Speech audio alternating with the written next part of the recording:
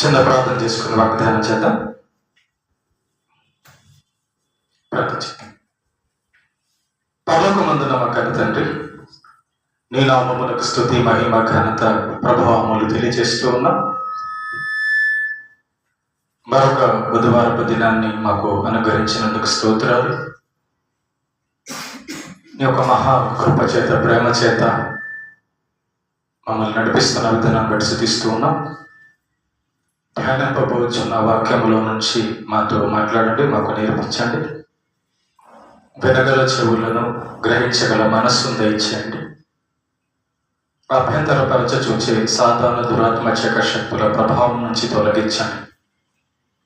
నీ పక్షాన నీవు నిలబెట్టుకున్న నీ దాసునైనా నేను అల్పజ్ఞుడను, పాపిని, నిష్ప్రయోజకుడను. కేవలం నీ ప్రేమ, నీ కృప చేత నువ్వు నడిపిస్తూ ఉన్నావు. నీ చిత్తాన్ని బట్టి సమస్తను జరిగించి బలపరచమని ప్రభు అయిన యేసుక్రీస్తు పేరిట ఈ ప్రార్థన మీకు సమర్పిస్తున్నాను తండ్రి. ఆమేన్.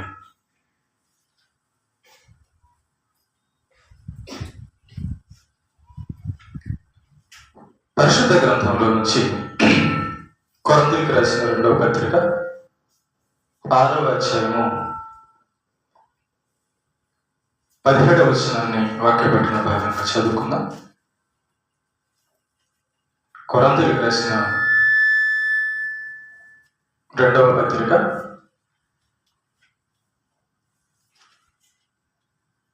6వ అధ్యాయము 17వ వచనం.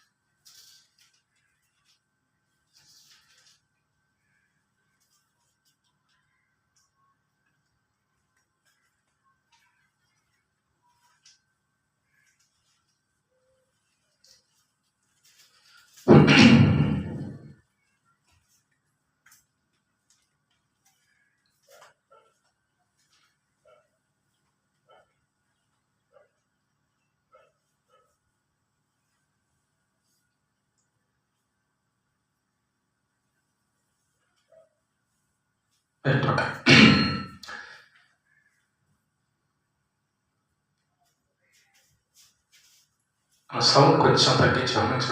కొంచెం తగ్గించు. ఒక్క పాయింట్ తగ్గి. స్తోత్రం. కొరింథీయులకు రాసిన 2వ పత్రిక 6వ అధ్యాయము 17వ వచనాన్ని చదువుకొని 16-18 కలిసి ఉంటాయి. చదువుకొని ధ్యానం చేద్దాం. దేవుని ఆలయమునకు విగ్రహములతో ఏమి పొందిక, మనము జీవము గల దేవుని ఆలయమై ఉన్నాము. అందుకు దేవుడు ఇలాగ సెలవిచ్చుచున్నాడు, నేను వారిలో నివసించి సంచరింతును, నేను వారి దేవుడినై ఉందును, వారు నా ప్రజలై ఉందురు. కావున మీరు వారి మధ్య నుండి బయలు వెడలి ప్రత్యేకముగా ఉండుడి. అపవిత్రమైన దానిని ముట్టకూడని ప్రభువు సెలవు చెప్పుచున్నాడు. మరియు నేను మిమ్మల్ని చేర్చుకొందును, మీకు తండ్రినై ఉందును, మీరు నాకు కుమారులను కుమార్తెలునై ఉందురని సర్వశక్తి గల ప్రభువు చెప్పుచున్నాడు. ఇక్కడ మనం చదవబడిన యొక్క 2వ కొరింథీ 6వ అధ్యాయము 16-18 వచనాల్లో ఉన్న భాగంలో ఒక విషయాన్ని నేను తెలియజేయాలనుకుంటున్నాను. అదేంటంటే, దేవుడు తనను నమ్మిన విశ్వాసితో లేదా తన భక్తునితో చెప్పే మాట ఏంటంటే, మీరు వారి మధ్య నుండి బయలు వెడలి ప్రత్యేకముగా ఉండుడి. ప్రేమైన దేవుని బిడ్డలారా, భూమి మీద మనం ఉన్న కాలంలో దేవుణ్ణి ఎరిగిన తర్వాత, దేవుణ్ణి నమ్ముకున్న తర్వాత మన చుట్టూ, మన ఇంట్లో దేవుణ్ణి నమ్మిన వాళ్ళు, దేవుణ్ణి నమ్మని వాళ్ళు ఉంటారు. అంటే దేవుని గురించి తెలిసిన వాళ్ళు, దేవుని గురించి తెలియని వాళ్ళు ఉంటారు. ఇంకా దేవుడు చెప్పినట్లుగా నడుచుకునే వాళ్ళు, ఇష్టానుసారంగా నడుచుకునే వాళ్ళు ఉంటారు. వారి మధ్య మనం కాపురం ఉన్నాం, నివసిస్తున్నాం. కనుక దేవుడు ఏం చెప్తున్నాడంటే, తనను నమ్మిన వారితో, తనను ఎరిగిన వారితో, తన మాట వినేవారితో. చూసారా డిఫరెన్స్ ఎట్లా ఉందో? భూమి మీద మనుషులు ఉన్నా, అనేక మంది ఉన్నా, వారిల్లో రెండు రకాల మనుషులు ఉన్నారంట. ఒకటి దేవుని కొరకు ప్రత్యేకంగా ఉన్నవారు, రెండోది దేవుణ్ణి ఎరగక ఇష్టానుసారంగా బతికేవారు. ఈ రెండు రకాలు మనుషులు భూమి మీద ఉన్నారు. కాబట్టి మరి దేవుణ్ణి నమ్మేవాళ్ళు పరలోకం వెళ్ళాలని ఆలోచన కలిగి ఉంటారు. మరి పరలోకం వెళ్ళాలంటే దేవుడు చెప్పినటువంటి బ్రతుకు భూమి మీద మనం బ్రతికి చూపించాలి. దేవునికి అది దేవునికి చూపించాలి. రెండోది మనుషులకు కూడా అర్థం అవ్వాలి. ఎలాగంటే చెప్తాను, ఒక చిన్న ఉదాహరణ చెప్తే మీకు క్లియర్గా అర్థమవుతుంది. చూడండి, ఒకసారి దానియేలు గ్రంథంలోనికి వెళ్దాం. ఒక భక్తుల జీవితంలో ఈ ప్రత్యేకత మనకు క్లియర్గా కనబడుతుంది. దానియేలు గ్రంథము మొదటి అధ్యాయాన్ని మనం కనుక గమనిస్తే, దానియేలు గ్రంథము మొదటి అధ్యాయాన్ని మనం కనుక గమనిస్తే, యూదా రాజుకు యెహోయాకీము ఏలుబడిలో 3వ సంవత్సరమున బబులోను రాజుకు నెబుకద్నెజరు యెరూషలేము మీదకి వచ్చి దానిని ముట్టడి వేయగా, ప్రభువు యూదా రాజుకు యెహోయాకీమును దేవుని మందిరములోని శేషించిన ఉపకరణములను ఆ రాజు చేతికి అప్పగించను కనుక అతడు ఆ వస్తువులను షీనారు దేశంలోని తన దేవతాలయమునకు తీసుకొని పోయి తన దేవతాలయపు బొక్కసములో ఉంచెను. రాజు అశ్వెనగు అను తన నపుంసకుల అధిపతిని పిలిపించి అతడికి ఇలాగూ ఆజ్ఞాపించాను. జాతర యెరూషలేము యొక్క ఆ యొక్క దేశంలో, ఆ యొక్క ప్రాంతంలో ప్రేమైన దేవుని బిడ్డలారా, దేవుని యొక్క పిల్లలు లేదా భక్తులు నివసిస్తూ ఉన్నారు. నివసిస్తూ ఉంటుండగా వారిలో చాలా మంది దేవునికి ఇష్టం లేకుండా బతుకుతూ ఉన్నారు. బతుకుతున్నప్పుడు ఏం జరిగిందంటే, దేవుడు చూసి నేను చెప్పినట్టుగా వీళ్ళు బ్రతకడం లేదు, నేను పెట్టిన ఆహారం తింటున్నారు, నేను ఉంచిన భూమిని అనుభవిస్తున్నారు, నేను ఇచ్చిన శరీరంలో సంతోషం అనుభవిస్తున్నారు, కానీ నాకు భయపడి నేను చెప్పినట్టుగా బ్రతకడం లేదని దేవునికి బాధ కలిగి ఏం చేశాడంటే, నెబుకద్నెజరు అనే చక్రవర్తి, ప్రపంచ చక్రవర్తి, అతనికి అప్పగిచ్చేశాడు వీళ్ళని. అతనికి ఎట్లా అప్పగించాడంటే, నువ్వు వచ్చేసి ఈ దేశంలో ఉన్న ప్రజలను తీసుకెళ్ళిపో అని ఆజ్ఞ ఇచ్చేసాడు. అప్పుడు ఆ నెబుకద్నెజరు అనే చక్రవర్తి ఈ యొక్క దేశంలో ఉన్నటువంటి ఇజ్రాయేల్ ప్రజలందరినీ కూడా పట్టుకొని బానిసలుగా తీసుకెళ్ళిపోవడం జరుగుతుంది.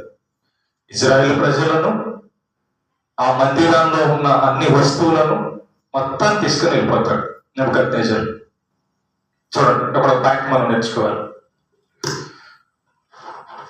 అదేంటంటే దేవుణ్ణి మనం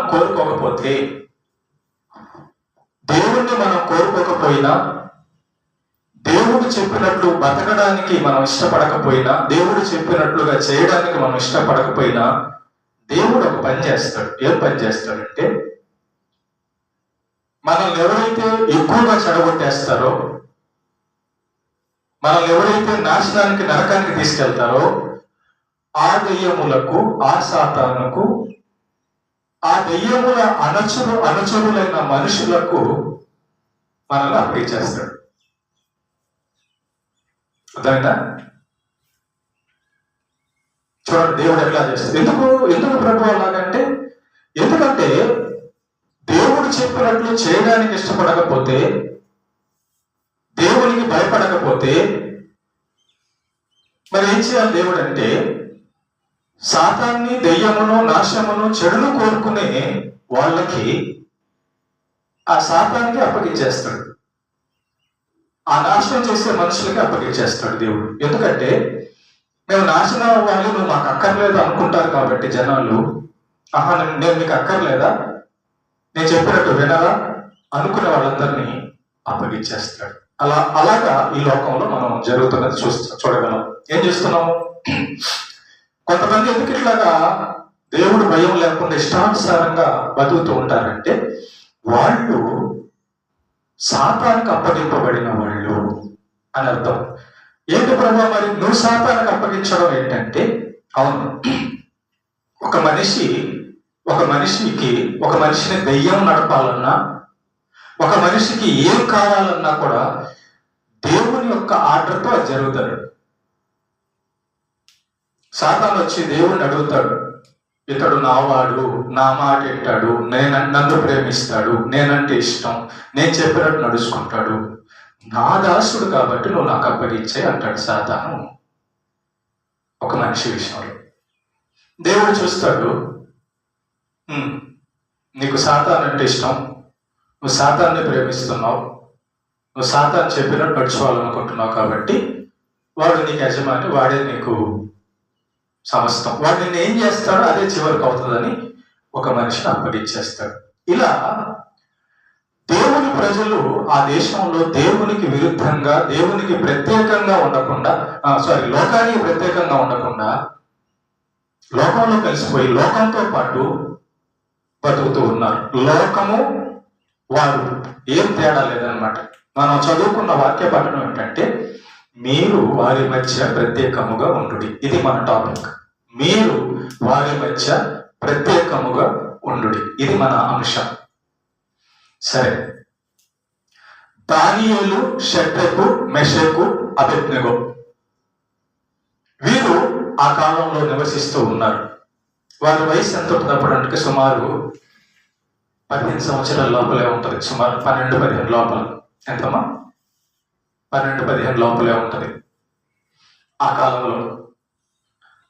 ఆ 12-15 సంవత్సరాల లోపల దానియేలు, షద్రకు, మెషకు, అబేద్నెగోలు నివసిస్తూ ఉంటుండగా ఆ దేశంలో ఉన్న జనాలు దేవుని దృష్టికి బహుభారంగా బ్రతుకుతున్నందువలన దేవుడు ఏం చేశాడంటే, నెబుకద్నెజరు చక్రవర్తిని ప్రేరేపించి, నువ్వు వెళ్ళి వాళ్ళని బానిసలుగా తీసుకెళ్ళిపో అని ప్రేరేపించాడు. ఆ నెబుకద్నెజరు చక్రవర్తి వచ్చి, ఈ నెబుకద్నెజరు ఎవరు? అన్యులను పూజించేవాడు అనమాట, దేవుణ్ణి పూజించేవాడు కాదు. సరే, ఎవరిని అప్పగిస్తున్నాడు? ప్రేమ దేవుని బిడ్డలారా, మన దేహాన్ని మనం సాతానికి అప్పగించుకుంటే ఖచ్చితంగా మన దేహాన్ని పాడు చేసేస్తాడు. ఇది మనకు అర్థం కాకుండా జరిగేటటువంటి విషయం. అర్థమైన వాళ్ళు జాగ్రత్త పడతారు. అర్థం కానోళ్ళు, నేను సాతానికి దాసుడుగా ఉన్నానా, నా దేహాన్ని సాతాను నడిపిస్తున్నాడా, నా జీవితంలో సాతానికి ఉపయోగపడుతున్నానా, లేక ప్రత్యేకంగా ఉన్నానా లోకానికి అనేది మనం ఎరిగిన వారమై బ్రతకాలి. ప్రత్యేకంగా ఉండేవారమై బ్రతకాలి. ఇలా ఆ దేశంలోని ప్రజలు దేవుడికి విరుద్ధంగా బతుకుతున్నందువలన దేవుడు ఆ చక్రవర్తిని ప్రేరేపించి వీళ్ళందరినీ బానిసలుగా తీసుకెళ్ళిపో అని అన్నాడు. చూడండి, కాబట్టి బానిసలుగా ఆ రోజుల్లో తీసుకెళ్తే ఆ రోజుల్లో పరిస్థితి ఎట్లా ఉండదో తెలుసా? అంతేందుకు చిన్న ఉదాహరణ మీకు చెప్తాను, మీకు అర్థం కావడానికి చిన్న ఉదాహరణ చెప్తాను. ఒక ఇంట్లోకి ఒక ఆమె పనికి వెళ్ళింది అనుకోండి. పనికి వెళ్ళంగానే దామ్మ పని మనిషి ఈ సోఫాలో కూర్చో, ఇప్పుడే నీకోసం టీ చేసి పెట్టాను, టిఫిన్ కూడా చేసి పెట్టాను, టీ తాగి టిఫిన్ తిని మధ్యాహ్నం 1 గంటకి భోజనం చేసి హాయిగా నిద్రపోయి ఇంటికి వెళ్ళిపోదురా అంటారా పనికి పిలిచిన వాళ్ళు? అట్లా అన్నారు. పని పిల్ల రాగానే ముందు ఏం చూపిస్తారు? ఈ అంట్లు సామాన్లన్నీ ఎక్కడ ఉంటాయి? వంట రూమ్లో ఎక్కడ మూల ఉంటది కదా కడిగే దగ్గర, అదిగో అక్కడ అంటారు. అంతేనా? అక్కడ చూపిస్తారు. అది చూపించి ప్లేట్లు ఉన్నాయి, దబర్లు ఉన్నాయి అంటారు. అది అయిపోయిందా మళ్ళీ బట్టలు కూడా ఉంటాయి. అది అయిపోయిందా మళ్ళీ ఇల్లు ఉడిచేది కూడా ఉంటుంది. ఇలా రకరకాల పనులన్నీ కూడా ప్రేమ దేవుని బిడ్డలారా ఆ పని పిల్లకు, పని అమ్మాయికి పని అమ్మాయి చేత చేపిస్తారు. అంతే కదా? అదే కదా చేసేది. పనికి వెళ్తే అంతే కదా. పనికి వెళ్ళడం అంటే దాసులుగా వెళ్ళడం, పనికి వెళ్ళడం అంటే వాళ్ళు ఏం చెప్తారో అలా చేయడానికి వెళ్ళడం. అలాగా చూడండి, దేవుడి దగ్గర స్వతంత్రంగా ఉండవలసిన ఈ యొక్క జనాంగము, ఈ యొక్క ప్రజలు దేవుడు యొక్క బాగా చూసుకుంటాడు, బిడ్డలుగా చూసుకుంటాడు. కానీ వీళ్ళు దేవుడికి విరుద్ధంగా బతుకుతున్నందువలన బానిసలుగా అప్పగించేస్తే ఆ రాజు వీళ్ళని భయంకరంగా బానిసలుగా చేసుకొని ఇచ్చేస్తూ ఉంటాడు. జరిగిన విషయం. అయితే రాజు ఒక విషయాన్ని అనుకుంటాడు. ఏమనుకుంటాడు? ఆ దేశంలో నుంచి, ఇజ్రాయెల్ దేశంలో నుంచి మనం ప్రజలను తీసుకొచ్చాం కదా, ఈ ప్రజలలో రాజవంశానికి చెందిన వాళ్ళు, అంటే రాజవంశంలో రాజుల కుటుంబంలో పుట్టిన వాళ్ళల్లో ఎవరెవరైతే మగపిల్లలు ఉన్నారో ఆ మగపిల్లల్లో బాగా తెలివి, జ్ఞానం, బుద్ధి, మంచి విషయాలు ఉన్నటువంటి వాళ్ళని కొంతమందిని సెలెక్ట్ చేసి నా రాజ్యంలో వాళ్ళని పనులుగా పెట్టుకోవడం కోసం, నా రాజ్యంలో వాళ్ళని ఉద్యోగులుగా పెట్టుకోవడం కోసం ఆ రాజకుటుంబంలో ఉన్న పుట్టిన పిల్లలందరినీ కూడా తీసుకొని వచ్చి కొన్ని సంవత్సరాలు నేను తినే తిండి వాళ్ళకి పెట్టి సకల విద్యలు వాళ్ళకి నేర్పించి మంచి ప్రవీణులుగా చేయమని ఒక అధికారికి ఆ చక్రవర్తి అప్పగిస్తాడు. 12వ వచనంలో చూద్దాం. 1వ అధ్యాయము 4వ వచనంలో మాట ఉంటుంది. తన నపుంసకుల అధిపతిని పిలిపించి అతనికి ఇలాగూ ఆజ్ఞాపించాను, ఇజ్రాయేలుల రాజవంశములలో ముఖ్యులై లోపము లేని సౌందర్యమును, సకల విద్యా ప్రవీణతయు, జ్ఞానము కలిగి తత్వజ్ఞానము తెలిసిన వారి రాజు నగరునందు నివసింపదగిన కొందరు బాలులను రప్పించి కల్దీయుల విద్యను, భాషను వారికి నేర్పుము. మరియు రాజు తాను భుజించు ఆహారములో నుండి, తాను పానము చేయు ద్రాక్షారసములో నుండి అనుదిన భాగము వారికి నియమించి 3 సంవత్సరములు వారిని పోషించి పిమ్మట వారిని నా ఎదురు తన ఎదురు నిలబొట్లన్నట్టు ఆజ్ఞ ఇచ్చాను. ఇది రాజు ఇచ్చిన ఆజ్ఞ. 3 సంవత్సరాలు రాజు తినే తిండి, రాజు తాగే పానము వాళ్ళు తాగాలి, తినాలి. అలా సకల విద్యలు వాళ్ళకి నేర్పించాలి. ఎవరికి? ఈ ఇజ్రాయేలు దేశంలో రాజవంశములో పుట్టినటువంటి పిల్లలకు. ఎందుకు అలాగంటే తన రాజ్యములో ఒక ఉద్యోగస్తులుగా వాళ్ళని రాజు చక్రవర్తి పెట్టుకోవాలనుకున్నాడు కాబట్టి అలాగా ఆ అధిపతికి నియమిస్తాడు. అలా ప్రేమ దేవుని బిడ్డలారా చాలా మంది ఆ యొక్క టీంలో సెలెక్ట్ అవుతారు. చాలా మంది ఎన్నుకోబడతారు ఆ యొక్క గ్రూపులో. అప్పుడు ఆ గ్రూపులో దానియేలు, షద్రకు, మెషకు, అబేద్నెగో అనే ఈ 4 కూడా యూదుల్లో నుంచి వచ్చిన వారుగా ఉంటారు. మిగతా వాళ్ళలో కూడా కొంతమంది ఉంటారు. ఇలా అందరూ కలిసి, కొంతమంది కలిసి ఆ రాజ్యంలో రాజు కోసం, రాజు పనిలో ఉద్యోగం చేయడం కోసం పెరుగుతూ ఉంటారు. అయితే దానియేలు, షద్రకు, మెషకు, అబేద్నెగో అనే ఈ నలుగురు మాత్రము దేవుడైన యెహోవాను భయభక్తులు కలిగి పూజించేవారు, ఆరాధించేవారు, ప్రార్థించేవారు. ఆయన ఆజ్ఞానుసారంగా నడుచుకునేవాడు. అంటే అర్థం ఏంటి? ప్రత్యేకముగా ఉన్నవాళ్ళు అని అర్థం. ఎక్కడ ప్రత్యేకముగా ఉన్నారు? ఈ చక్రవర్తి తన రాజ్యానికి తీసుకెళ్ళక ముందే దానియేలు, షద్రకు, మెషకు, అబేద్నెగోలు ఆ ఇశ్రాయేలు ప్రజల్లో చెడిపోయిన మనుషులుగా కాకుండా ప్రత్యేకంగా వాళ్ళు ఉన్నారు. అప్పటి నుంచే ఉన్నారు. వాళ్ళ తల్లిదండ్రులు కూడా మంచి భక్తులై ఉంటారు కనుక వాళ్ళు ప్రత్యేకంగా ఉన్నారు. దేవుడు చెప్పినట్టుగా నడుచుకుంటున్నారు. ఇలా ఈ రాజు ఆజ్ఞ అయ్యంగానే ఆ అధికారి వచ్చి వీళ్ళందరికీ చెప్తాడు, ఇదిగో రాజు మాకు ఆజ్ఞ ఇచ్చాడు. ఏమని ఆజ్ఞ ఇచ్చాడంటే, మీరందరూ రాజు ఏ తిండి తింటాడో ఆ తిండి తినాలి, రాజు ఏది తాగుతాడో అది తాగాలి, రాజు కోసం మీరు ఉద్యోగం చేసేటట్టు మిమ్మల్ని సిద్ధం చేయడం మా పని. కాబట్టి ఇదిగో రాజ భోజనం అని చెప్పని వాళ్లకు ఆ అధిపతి వాళ్ళ ముందు అన్నము, పానీయాలు పెడతాడు. ఏంటనుకుంటున్నారు? ఇవన్నీ పంది మాంసం వింటున్నారా? పంది మాంసం, రకరకాల అన్నమాట మాంసాలన్నీ వాళ్ళ ఎదుట పెడతారు. మరి దానియేలు, షద్రకు, మెషకు, అబేద్నెగోలేమో అవి తినరు. ఎందుకు తినరు?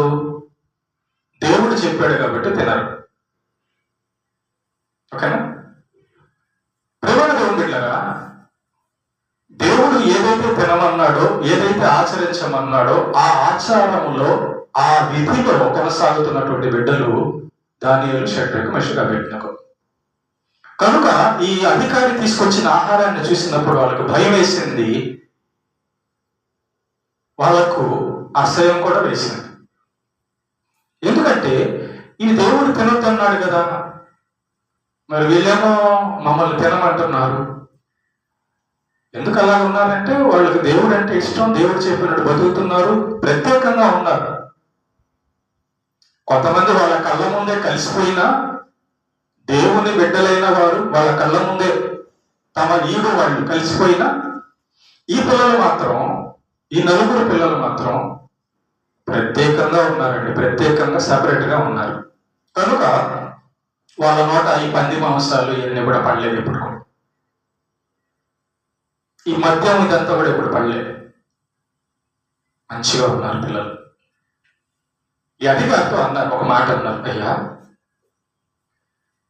మేము ఒక మనవి చేస్తున్నాం మీకు, దయచేసి మా మనవి ఆలకించండి అన్నప్పుడు అధికారి ఏంటి చెప్పండి అంటాడు. అయ్యా మేము దేవుణ్ణి నమ్మేవాళ్ళము, దేవుని దాసులము, మా దేవుని ఆజ్ఞలు పాటించే వాళ్ళము, దేవుని కొరకు ప్రత్యేకంగా బతికే వాళ్ళం మేము. కాబట్టి ఇదిగో ఈ తిండి మేము తినకూడదు, మేము తినలేము. మాకు ధాన్యాలు, కూరలు, ఆకుకూరలు, పండ్లు, కాయలు వాటి వరకు పెట్టండి చాలు, అవి తిని మేము బతుకుతాం అనగానే ఆ అధికారికి ఒక భయం వేస్తుంది. అయ్యో ఇది ఎలాగా? రాజేమో మాకు ఆయనేం తింటాడో అది పెట్టమన్నాడు మీకు. ఒకవేళ ఈ ఆకుకూరలు, పప్పు దినుసులు ఈ తిని మీరు పక్కోళ్ళు అయిపోతే, మీకు బలం లేకపోతే, తలహీనులు అయిపోతే రాజు నన్ను చంపేస్తాడు, తలకాయ కోసేస్తాడు. కాబట్టి అలా కాదు అని అంటాడు. అప్పుడు దానియేలు ఏం చెప్తాడంటే ఒక మాట చెప్తాడు, అయ్యా సరే రాజుగారు మీకు ఆజ్ఞ ఇచ్చాడు కాబట్టి మీ డ్యూటీ మీరు చేస్తున్నారు, కరెక్టే. అయితే ఒక మనవి నాది. ఏంటో చెప్పు. ఏంటంటే ఒక్క 10 రోజులు ఆ పంది మాంసం తినే పిల్లకాయలు చూడండి, 10 రోజులు మాకు ఆకుకూరలు, పప్పు ఇలాంటి ధాన్యాలు, పండ్లు మాకు పెట్టి చూడండి. ఈ 10 రోజుల్లో ఈ ఆకుకూరలు, పండ్లు, కూరగాయలు తినే మేము కానీ బాగుంటే మాకు అట్లాగే కంటిన్యూ చేయండి. అలా కాకుండా ఆ మాంసం తినేటటువంటి వాళ్ళ బాగుంటే మమ్మల్ని అట్లాగే కంటిన్యూ చేయండి లేదు బాగలేకపోతే మాత్రం ఆ మాంసం ఎలా ఏదైతే తింటున్నారో వాళ్ళు తిన్నా తింటే మేము కూడా తింటామని చెప్పని ఒక ఒప్పందం చేసుకుంటారు. అర్థమైందా? అప్పుడు ఏం జరుగుతుందంటే ప్రేమేంద్రులారా, అతని యొక్క హృదయంలో దేవుడు ప్రేరేపిస్తాడు. ఏమని ప్రేరేపిస్తాడు? ఆ అధికారి యొక్క హృదయంలో ఈ దానియేలు మీద, షడ్రకు మీద, అబేద్నెగో మీద ప్రేమ పుట్టేటట్టు చేస్తాడు. సరే దానియేలు, షడ్రకు, అబేద్నెగో మీరేదైతే కోరుకుంటున్నారో అలాగా నేను చేస్తా, కానీ 10 రోజులే సుమా, ఈ 10 రోజులు చూస్తా, ఈ 10 రోజులు మీకు పప్పు కూరలు, ఆకుకూరలు ఇది మాత్రమే పెడతా, వాళ్ళకి మామూలుగా పెట్టేది పెడతా. ఈ 10 రోజుల్లో ఏదన్నా తేడా వస్తే మాత్రం ఖచ్చితంగా రాజు ఏం పెట్టాడు అది మీరు తినాల్సిందే అని జరుగుతుంది. అప్పుడు ఏం చేస్తాడు? ఆ 10 రోజులు వీళ్ళకేమో పప్పు కూరలు, ఆకుకూరలు పెడతాడు. ఆ 10 రోజులు మిగతా వాళ్ళకి మాంసం వేసం అంతా కూడా పెడతాడు. అప్పుడు ఏం జరుగుతుందో చూద్దాం ఒకసారి. చూస్తే ప్రేమ దేవుడు పెట్టారా? చూడండి ఒకసారి 13వ వచనం నుంచి. పిమ్మట మా ముఖములను రాజు నియమించిన భోజనము భుజించు బాలుర ముఖమును చూచి నీకు తోచినట్టుగా నీ దాసులమైన మా ఎడల జరిగించును. అందుకతడు ఆ విషయంలో వారి మాటకు సమ్మతించి 10 దినముల వరకు వారిని పరీక్షించను. 10 దినముల పిమ్మట వారి ముఖములు రాజు భోజనము భుజించు బాలురందరి ముఖముల కంటే సౌందర్యముగాను కళగాను కనబడగా. చూసారా? 16వ వచనం. రాజు వారికి నియమించిన భోజనమును పానముల కొరకై ద్రాక్షారసమును ఆ నియామకుడు తీసేసి వారికి శాఖ ధాన్యాతులను ఇచ్చెను. ఆ నలుగురికి 10 రోజులు ఏం చేశాడంటే ఆకుకూరలు, పప్పుకూరలు పెట్టాడు, కూరగాయలు పెట్టాడు, పండ్లే పెట్టాడు, మిగతా వాళ్ళకి మాంసం పెట్టాడు. ఇలా 10 రోజులు 10వ రోజు అయిపోయింది. 10వ రోజు వచ్చి ఆ అధికారి చూశాడు ఈ నలుగురిని, ఆ మిగతా వాళ్ళని చూశాడు. ఈ నలుగురిని, ఆ మిగతా వాళ్ళని చూసేసరికి పప్పుకూరలు, ఆకుకూరలు, పండ్లు తింటున్న వేళ ముఖమేమో కలకలలాడుతుంది. ఈ మాంసం, చేపలు, గుడ్లు, పాలు తినే వీళ్ళ మొక్కలేమో పక్కగా సన్నగా తయారైపోయి మామూలుగా ఉన్నారు. ఇక అధికారి చూస్తాడు, ఇదేదో విచిత్రంగా ఉందే, భలే ఉందే ఇది అని చెప్పి అనుకుని ఆశ్చర్యంగా, ఎందుకంటే ప్రేమ చూడండి, దానియేలు, షడ్రకు, మెషకు, అబేద్నెగోలు దేవుని కొరకు ప్రత్యేకింపబడిన వాడు. దేవుని కొరకు ప్రత్యేకింపబడిన వాడు కాబట్టి వాళ్ళు ఏం చేస్తున్నారంటే దేవుని ఆజ్ఞను చేస్తున్నారు, దేవుని వైపు ఉన్నారు, దేవునికి దాసులుగా బతకాలనుకుంటున్నారు. అందువల్ల గమనించండి, వాళ్ళు పప్పు తిన్నా, ఆకులు తిన్నా, కూరగాయలు తిన్నా, ఏం తిన్నా కూడా దేవుడు వాళ్ళకు బలాన్ని, శక్తిని తోడై ఉండి నడిపిస్తున్నాడు. ఓకే, అప్పుడు ఈ అధికారి చూసి ఆశ్చర్యపోతాడు.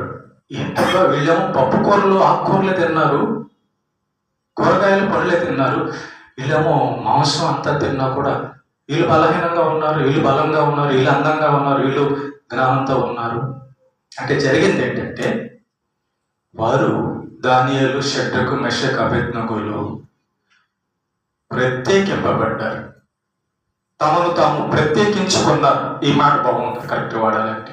ఇందాక మనం 2 కొరింథీ 6:16-18 చదివిన మాట ఏంటంటే మీరు వారి మధ్య నుండి ప్రత్యేకముగా ఉండుడి.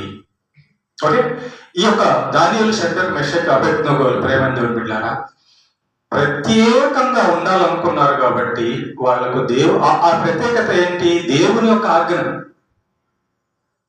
ఆ ప్రత్యేకత ఏంటి? దేవుని యొక్క మాట. ఆ దేవుని మాట ప్రత్యేకమైనది. అవును, హెబ్రీ పత్రికలో ఒక మాట ఉంటుంది, అదేంటే హెబ్రీ 7:26లో పాపులలో చేరక ప్రత్యేకముగా ఉన్నవాడు మన యేసు ప్రభు. మన యేసు ప్రభుని గురించి మనం ఆలోచన చేస్తే లోకములో ఎవరూ కూడా లేనటువంటి పరిశుద్ధత బతుకు యేసు ప్రభుది. ఆయనలో ఏ పాపము లేదు. ఆయనలో ఏ పాపము లేదు. లోకంలో ఉన్న మనుషులందరిలో, ఈ లోకంలో ఉన్న వాళ్ళందరిలో కంటే ఆయన పరిశుద్ధుడు. అంటే అర్థం ఏంటి? వీళ్ళలాగా లేదు ఆయన. ఆయన ప్రత్యేకంగా ఉన్నాడు. అంటే ఏ పాపము చేయక పరిశుద్ధుడుగా ప్రత్యేకంగా ఉన్నవాడు మన దేవుడు. కాబట్టి మరి మన దేవుడే పాపులలో చేరక ప్రత్యేకంగా ఉన్నప్పుడు తన బిడ్డలైన మనల్ని కూడా ప్రత్యేకంగా ఉండమని సెలవిస్తున్నాడు. మీరు భూమి మీద ఉన్నారు, మనుషుల మధ్య ఉన్నారు, కానీ నా వారుగా ఉండాలి. అంటే అర్థం ఏంటి? ప్రత్యేకంగా ఉండాలి. అంటే అర్థం ఏంటి? లోకం ఏది చేస్తుందో ఆ గుణ లక్షణాలు మీలో ఉండకూడదు. లోకం ఎలా బ్రతుకుతుందో, లోకం ఎలా ఆలోచిస్తుందో, లోకం ఎలా మాట్లాడుతుందో, లోకం ఏం చేస్తుందో ఆ ప్రవర్తన, ఆ క్యారెక్టర్, ఆ మాటలు, ఆ ఆలోచనలు, ఆ బుద్ధి మీలో కనపడకూడదు. నా ఆలోచనలు, నా బుద్ధి, నా మాటలు మీలో ఉండాలి. అప్పుడు ఏమవుతుంది? మీరు లోకానికి ప్రత్యేకంగా సపరేట్ గా కనబడతారు. ప్రత్యేకంగా అంటే సపరేట్ గా కనబడతారు. మన దేవుడు లోకానికి సపరేట్ అయినప్పుడు అబద్ధం నిజం ఈ రెండు ఒకటేనా? వేరే వేరే? అర్థమవుతుంది కదా? చీకటి వెలుగు ఈ రెండు ఒకటే? వేరే వేరే? వేరే వేరే. మంచి చెడు ఈ రెండు ఒకటే? వేరే వేరే? వేరే వేరే. చూసా? చెడు వేరేగా ఉంది, మంచి వేరేగా ఉంది. చీకటి వేరేగా ఉంది, వెలుగు వేరేగా ఉంది. అలా అన్నమాట. మన దేవుడు ప్రత్యేకమైన వాడు కనుక ఆ దేవుణ్ణి నమ్ముకున్న మనము కూడా ప్రత్యేకముగా ఉండాలి. లోకములో ఉన్న మనుషుల్లాగా ఉండకూడదు.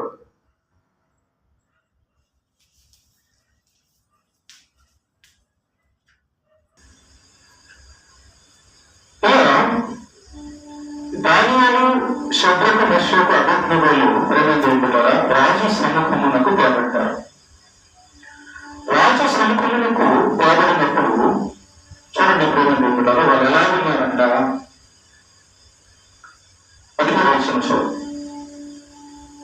ఈ నలుగురు బాలిన సంగతి ఏమనగా దేవుడు వారికి జ్ఞానమును, సకల శాస్త్ర ప్రవణతను, వివేచనయు అనుగ్రహించను.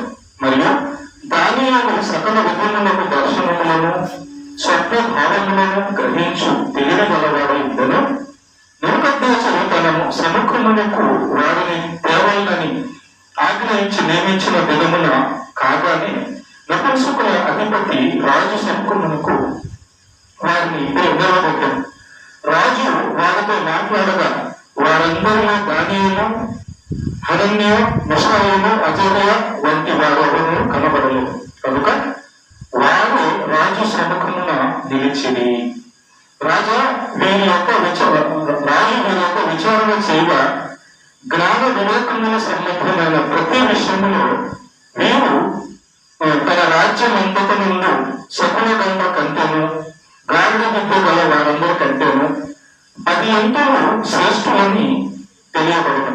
ఈ దానియేలు కోరెషు ఏలుబడిలో మొదటి సంవత్సరం వరకు జీవించడం. ఇది చరిత్ర, హిస్టరీ.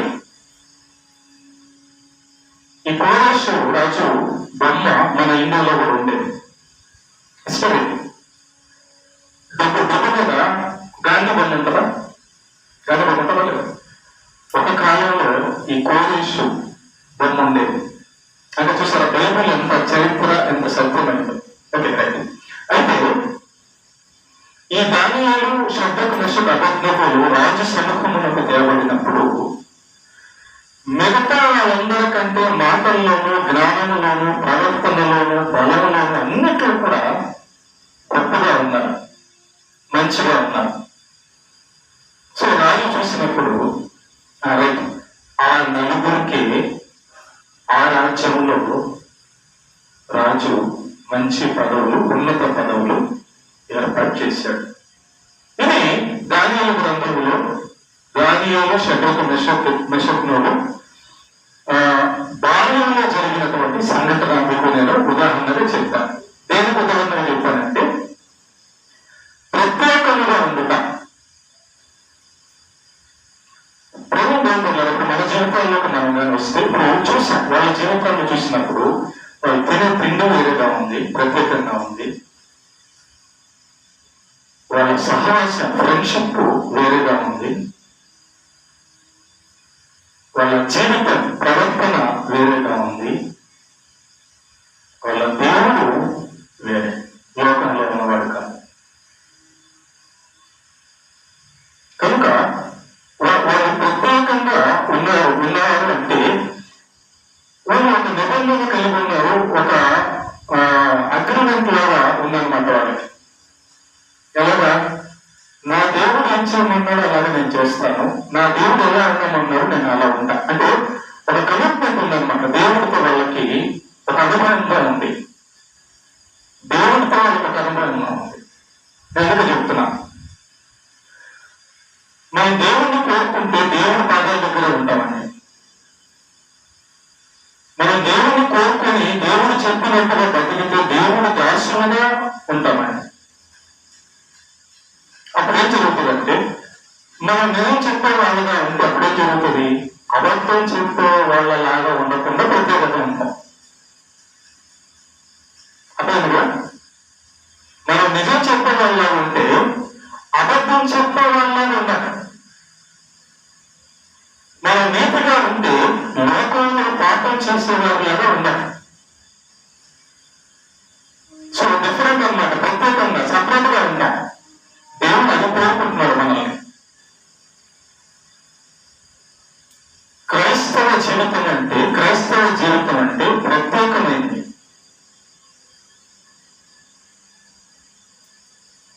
అది లోకంతో కలిసేది కాదు. మాటలోను, ఆలోచనలోను, క్రియలోను దేవునితో కలిసేది కానీ లోకంతో కలిసేది కాదు. క్రైస్తవులకు దేవుడు వేరు, లోకానికి దేవుడు వేరు. క్రైస్తవుల పద్ధతి వేరు, లోకం యొక్క పద్ధతి వేరు. క్రైస్తవుల యొక్క గ్రంథం వేరు, లోకం యొక్క గ్రంథం వేరు. క్రైస్తవులు బతకవలసిన, చేయవలసిన పనుల విధి విధానాలు వేరు, లోకం ఇష్టానుసారం. కనుక వారి మధ్య మీరు ఉన్నారు కనుక ప్రత్యేకంగా ఉండదని దేవుడు మనకి సెలవిస్తున్నాడు. ఇప్పుడు మన గురించి మనం ఆలోచన చేస్తే మనల్ని బయట జనం చూసినప్పుడు మేము ఎలా పడితే ఏది తింటే అది వీళ్ళు కూడా తింటున్నారు అనేవారుగా ఉన్నామా? క్రైస్తవుల వాళ్ళు వాళ్ళ తిండి, వాళ్ళ విధానం వేరే అనే ప్రత్యేకంగా ఉన్నామా? వాళ్ళకి ఎలా కనబడుతున్నాము? ఒకటి,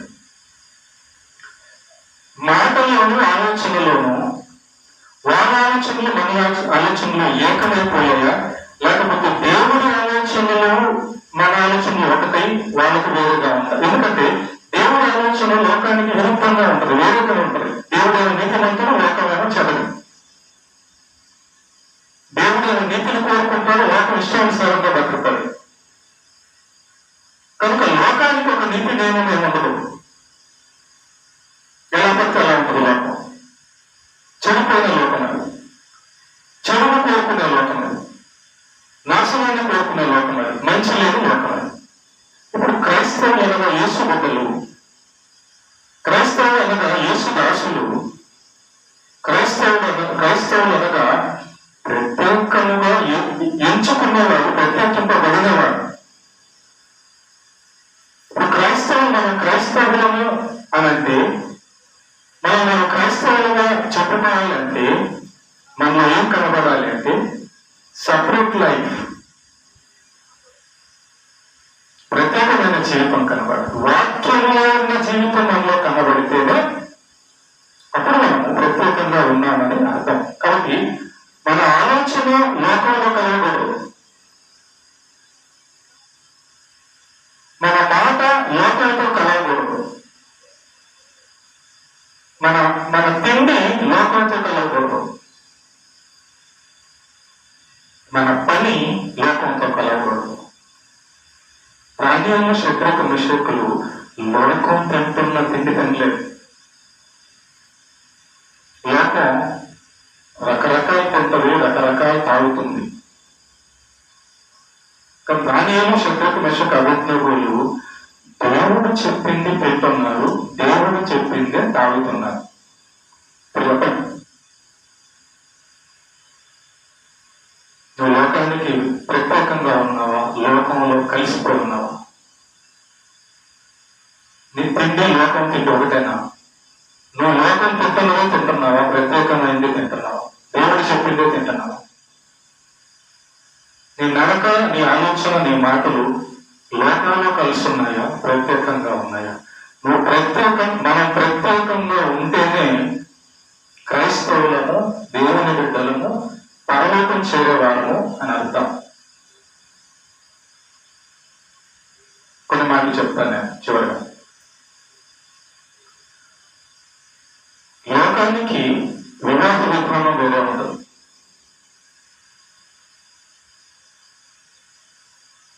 లోకము అందం చూసి పెళ్లి చేసుకుంటది, నచ్చితే పెళ్లి చేసుకుంటది, డబ్బుంటే పెళ్లి చేసుకుంటది, ఉద్యోగం ఉంటే పెళ్లి చేసుకుంటది, ఆస్తిని చూసి పెళ్లి చేసుకుంటది, చేసుకుంటారు.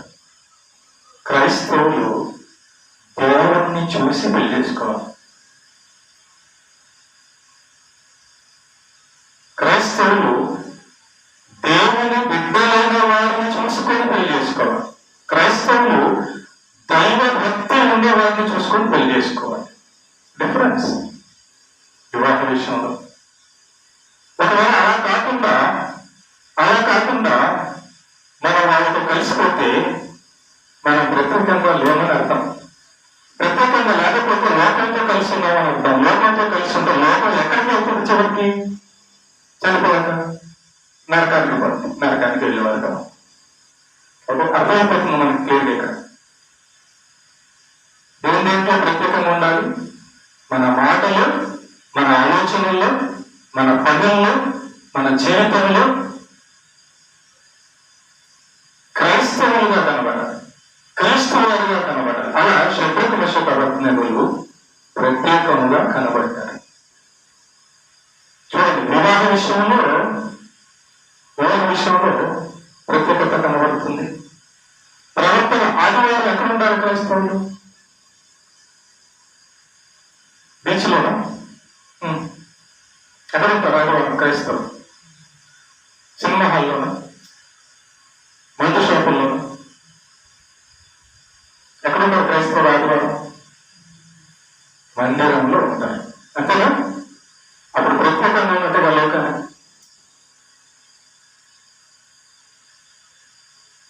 లోకం ఆదివారం ఎక్కడ ఉంటుంది?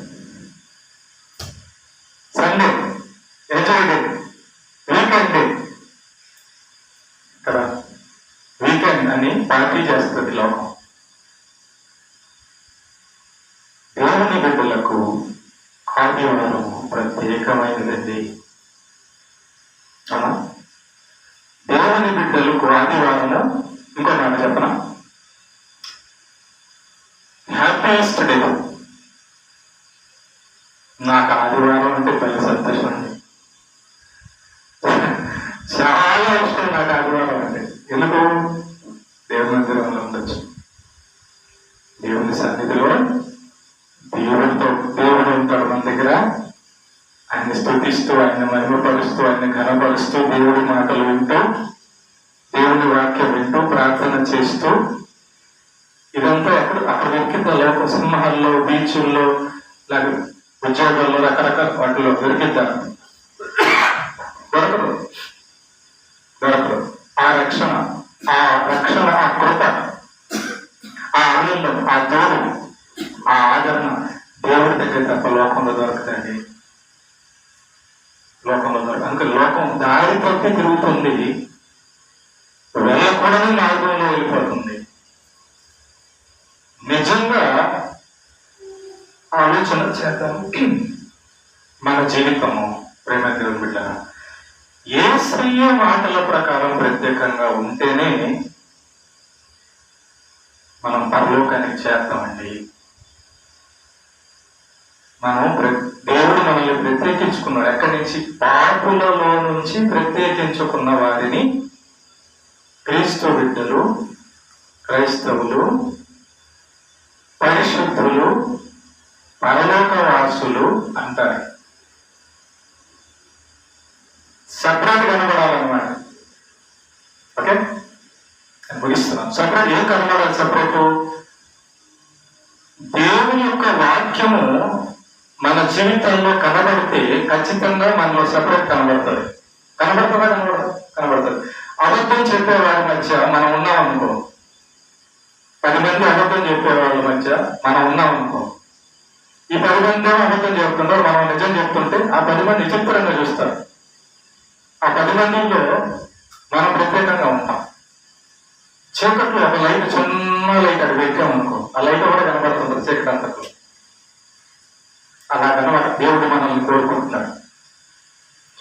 ఈ లోకంలో మనం లోకస్తుల మధ్య ప్రత్యేకముగా ఉండాలని దేవుడు మన కోసం యేసు ప్రభు రక్తం కార్చాడు.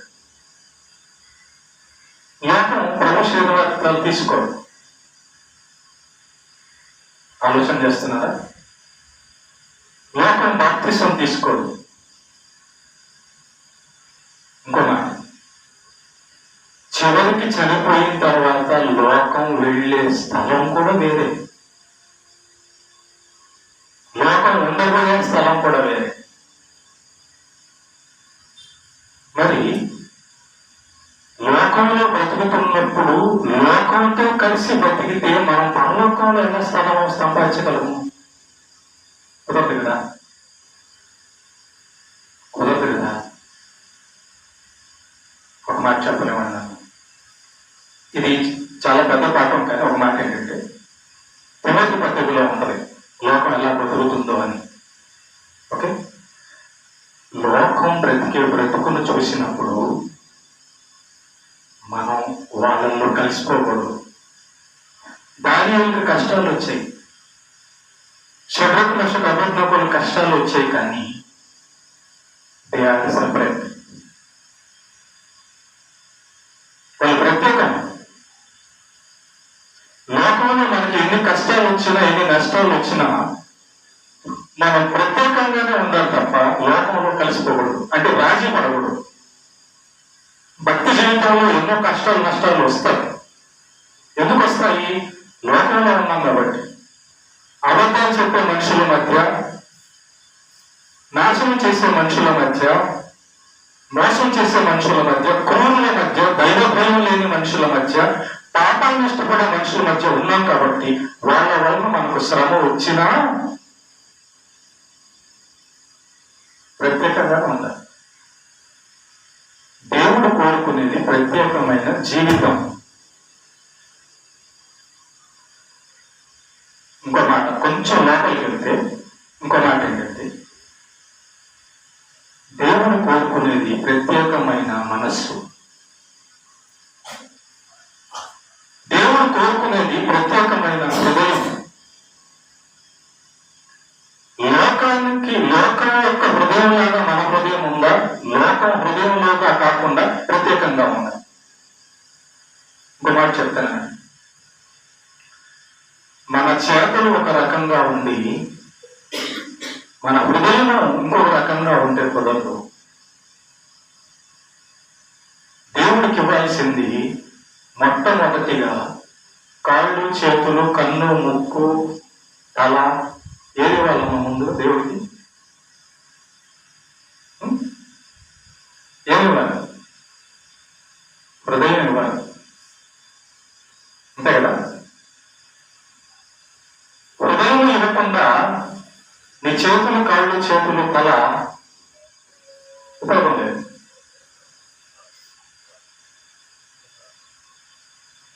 ఫస్ట్ హృదయము ప్రత్యేకింపబడాలి. హృదయములో దేవుడు ఉండాలి.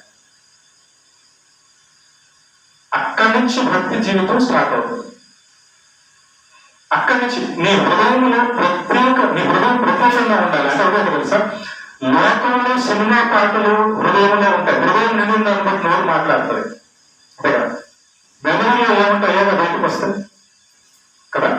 కాబట్టి మన హృదయము దేవుడికి ఇవ్వకుండా మనం భక్తి చేస్తున్నాము అనేది మోసం. మీరు చెప్పండి నాకు, హృదయం దేవునికి ఇవ్వకుండా నువ్వు ఎలా భక్తి చేస్తావు?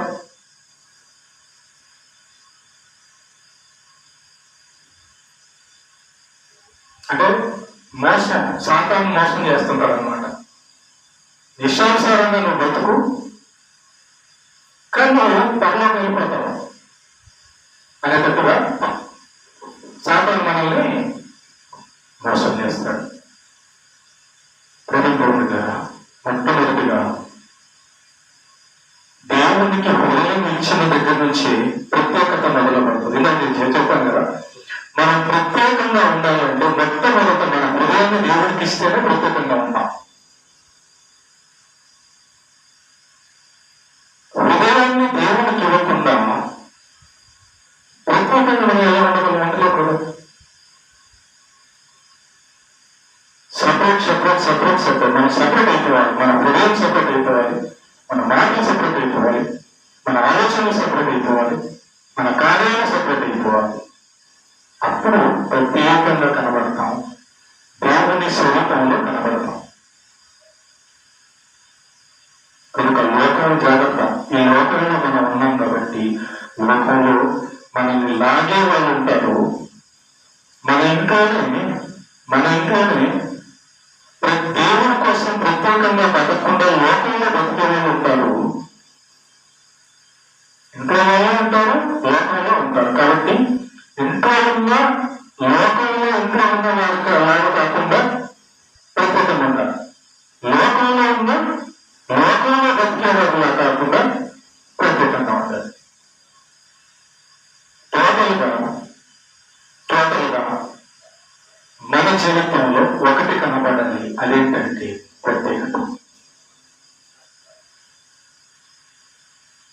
లోకం చేసే పని, లోకపు అలవాట్లు, లోకపు పద్ధతులు మనలో లేనప్పుడే మనం దేవుణ్ణి కోరుకుంటున్నామని అర్థం. దానియేలు శబ్దకు మెషకు దేవుణ్ణి కోరుకొని కొన్ని మార్చుకున్నారు. ఈ మాటకి నేను ఊహించేస్తాను.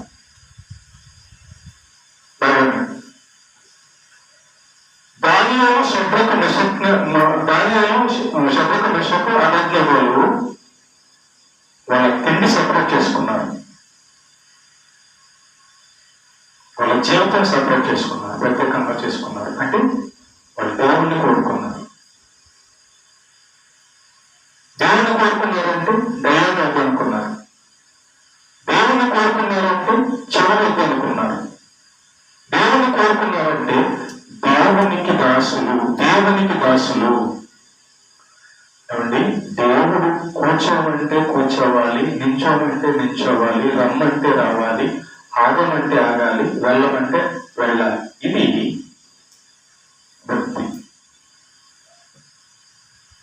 ఇది కాకుండా అంటే దేవుడు ఏం చెప్పాడో అది చేయకుండా మనం ఏమీ చేసి సంతోషపరచలేము. నువ్వు ఎంత బాగా పాట పాడు, నువ్వు ఎంతైనా బాగా కొట్టు, నువ్వు ఎంతైనా వాక్యం చెప్పు, నువ్వు ఎంతైనా డబ్బులు, అవి లెక్కలోకి రావు. ఎందుకు? హృదయం ప్రత్యేకంగా లేదు కదా, హృదయాన్ని ఇవ్వలేదు కదా. కాబట్టి దానియేలు శద్రకు మెషకు అబేద్నెగోలు దేవునికి ప్రత్యేకముగా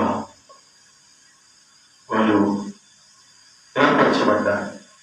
దేవుడి కోసమే లోకంలో నుంచి ప్రత్యేకంగా ఉండాలని అనుకున్నారు. మరి మన దేవుడు లోకపు దేవుడు వేరు. మనం వెళ్ళే పరలోకము, లోకం వెళ్ళే స్థలం వేరు. అయినప్పుడు మనం దేవునికి హృదయం ఇచ్చి ప్రత్యేకంగా ఉంటేనే దేవుణ్ణి సంతోషపరచగలము. భయంకరమైన పరిస్థితులు వస్తున్నాయి, జాగ్రత్త. తిమోతి పత్రికలో రాయబడి ఉంది. అంత్యకాలంలో ఎలాంటి పరిస్థితులు వస్తాయో తిమోతి పత్రికలో రాయబడినారు. తర్వాత మీకు నేను చెప్తాను. మన ఇంట్లో వాళ్ళే మన సంఘం వల్లే మన ఊరి వల్లే భయంకరమైన పరిస్థితుల్లోకి వెళ్తున్నప్పుడు మనం జాగ్రత్త పడాలి.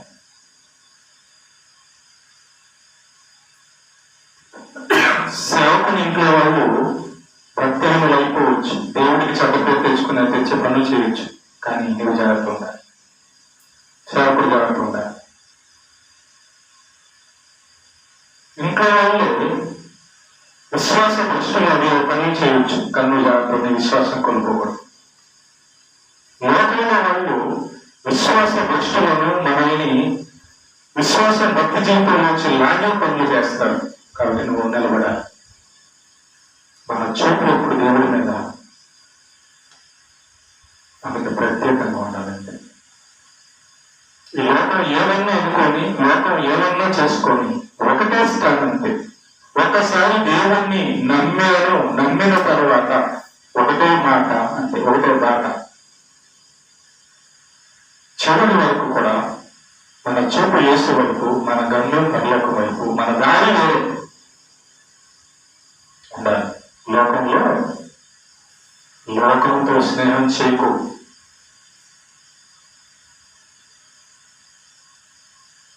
లోకంతో స్నేహం వద్దు. నా స్నేహితుడు యేసయ్య.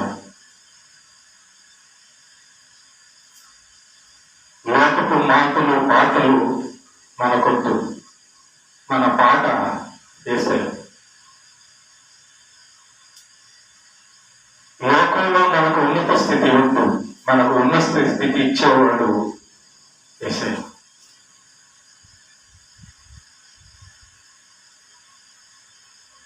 మనకు పరిశీలించుకున్నాం, నేను సపరేట్గా ఉన్నానా, నా అలవాట్లు, నా తిండి, నా నీళ్లు, నా మాట, నా ఆలోచన, నా బ్రతుకు సపరేట్గా ఉంచుకున్నాం.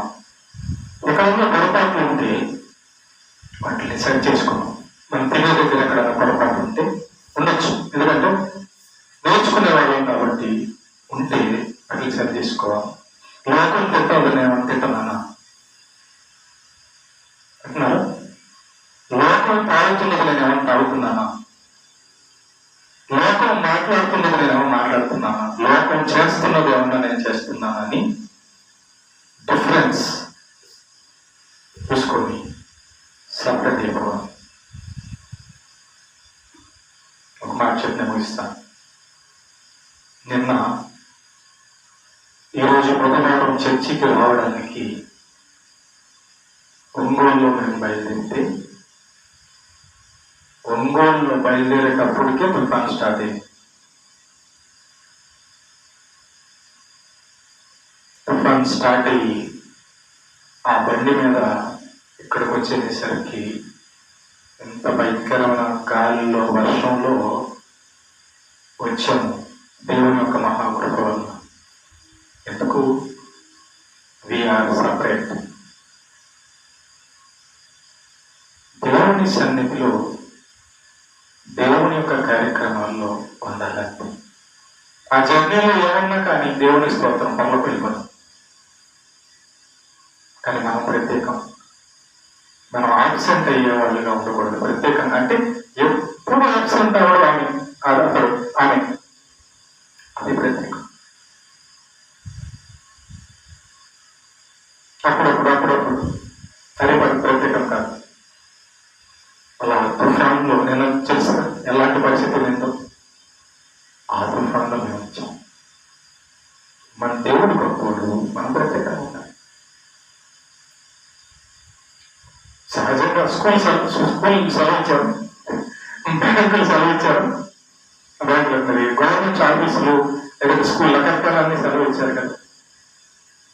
సెలవు లేదు, అదేనా భక్తికి సెలవు లేదు. కష్టమైన నష్టమైన ప్రాణమైనా ఏమైనా కూడా మనం దేవుణ్ణి ఆరాధించినప్పుడే పాల్గొన్నప్పుడే మనం ప్రత్యేకింపబడిన వారమని రుజువు అవుతుంది. అలాగే చేసుకోవాలి. మనం చేసుకున్నప్పుడు దేవుడు మనల్ని చూసి ఎంతో సంతోషిస్తాడు. కనుక దేవుణ్ణి సంతోషపరిచే భక్తి చేయడము కాక కదా, మనల్ని మనం సంతోషపరచుకోవడానికి రావచ్చు రాకపోవచ్చు మన సంతోషం అది. కానీ దేవుణ్ణి సంతోషపరచడానికైతే రావాల్సిందే. దేవుణ్ణి సంతోషపరచడానికైతే మారాల్సిందే లోకంలో. అది దేవుణ్ణి సంతోషపరిచే విషయాలు. ఓకేనా?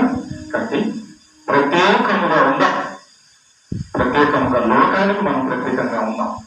లోకానికి దేవుడు అంటే నచ్చడు, లోకానికి నీతి అంటే నచ్చదు. వాళ్ళతో మనకు పని లేదు. మన పని దేవుడు, మన నీతి పని. పని నీతి మన దేవుడు వేసే